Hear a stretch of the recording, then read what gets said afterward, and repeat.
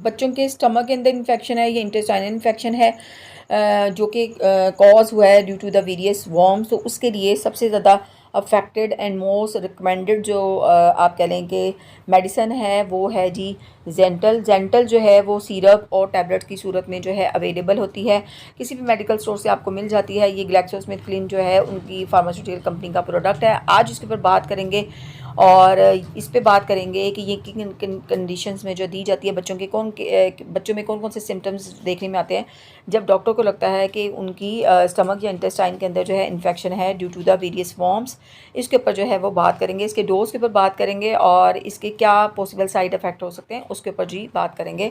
तो सबसे पहले अगर हम बात कर लें जेंटल की, तो जेंटल टैबलेट जो है उसके अंदर जो एक्टिव इंग्रेडिएंट है डैट इज़ अल्बेंडाजोल। अल्बेंडाजोल जो है वो वर्क करता है, ये एक एंटी पैरासिटिक मेडिसन है और ये यूज़ किया जाता है टू ट्रीट पैरासिटिक इन्फेक्शन। जैसे कि मैंने बताया आपको, पैरासाइट इन्फेक्शन जो है उनको ट्रीट करने के लिए जो है वो इस्तेमाल किया जाता है। अल्बेंडाजोल जो इसके अंदर एक्टिव इंग्रेडिएंट है वो इस तरीके से काम करता है कि वो जो वॉर्म है, ये पैरासाइट्स हैं, उनकी एनर्जी जो सोर्सेज हैं उनको डिक्रीज़ कर देता है, जिसकी वजह से वो वीक हो जाते हैं और इवेंचुअली जो है वो किल हो जाते हैं, मर जाते हैं। और इस तरीके से जो है वो बच्चा जो है उसके इन्फेक्शन को जो है ट्रीट किया जाता है।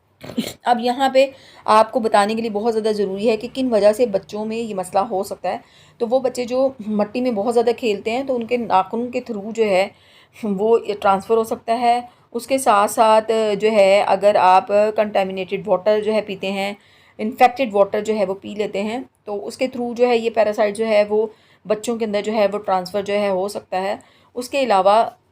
ये जो है ट्रांसफ़र हो सकता है ड्यू टू कि अनकुक्ड फूड, जो प्रॉपर तरीके से फूड जो है कुक नहीं हुआ, या फिर सब्जियां और वेजिटेबल्स जो हैं इनको बहुत अच्छे तरीके से धोकर इस्तेमाल ना किया जाए, तो उसके थ्रू भी ये पैरासाइट जो है वो ट्रांसफ़र हो जाते हैं। अब इसके अगर हम सिम्टम्स की बात कर लें तो उसके अंदर एंजाइटी है, डिप्रेशन बच्चों में देखने में आता है, चिड़चिड़ापन बहुत ज़्यादा देखने में आ जाता है, स्टमक में पेन होता है, स्टमक प्रॉब्लम हो सकती है, हेडेक हो सकता है। उसके साथ साथ बच्चों को जो है वेट इशू हो सकता है, बच्चे कमज़ोर हो जाते हैं, बच्चों का कलर बहुत ज़्यादा येलो जो है वो होता है, बच्चों कमज़ोर बहुत ज़्यादा हो जाती हैं, हड्डियाँ बहुत ज़्यादा बारीक सी हो जाती हैं, आँखों के नीचे जो है वो हल्के देखने में आते हैं, एचिंग होती है around the area of the anus. उसके साथ डायरिया और वोमिटिंग जो है इसका मसला हो सकता है, फ्रीक्वेंटली हंग्री हो सकते हैं या भूख मिट सकती है या ब्लोटिंग का मसला हो सकता है। तो ये सारे जो हैं साइंस ऑफ पैरासाइट्स हैं कि उनकी बॉडी के अंदर जो है कोई पैरासाइट जो है वो एंटर है और उसकी वजह से वो इन्फेक्शन जो है वो हो रहा है। उस इन्फेक्शन को दूर करने के लिए फिर जेंटल जो है वो रिकमेंड जो है वो की जाती है। इसकी डोज़ की अगर हम बात कर ली जाए, ये 200 mg में भी टैबलेट अवेलेबल हैं, 400 mg में अवेलेबल है। डॉक्टर जो है एज के हिसाब से बच्चों को रिकमेंड करता है इसकी टैबलेट जो है बड़े बच्चों के अंदर 400 mg जो है उसकी 2 टैबलेट जो हैं वो दे सकते हैं रात के टाइम, और छोटों के अंदर जो है 200 mg की 2 टैबलेट जो हैं वो दे सकते हैं रात के टाइम। उसके अलावा अगर सिरप है तो वो भी अकॉर्डिंग टू द एज,